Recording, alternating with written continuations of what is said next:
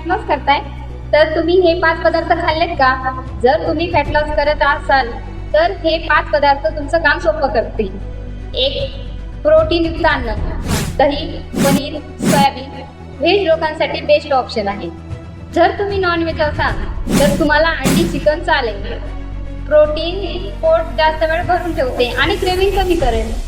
Number 2. फळं. जर तुम्हाला गोड खाण्याची सवय असेल, बिस्किट खाण्याऐवजी सफरचंद, पपई, पेरू खा आणि शुगर कमी आणि कॅलरीज कंट्रोलमध्ये. नंबर 3. भाज्यांमध्ये फायबर, न्यूट्रिएंट भरपूर असतात. पोट भरपत आणि ओव्हर ईटिंग थांबतो. नंबर 4.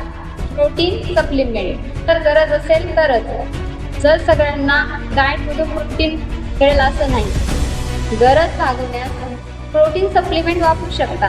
नंबर 5. मखाना. बिस्किट, चिप्स खाण्याऐवजी मखाना हा हेल्दी स्नॅक्स निवडा. त्यात कमी कॅलरीज, चांगला फायबर आणि पोट भरलेलं वाटतं.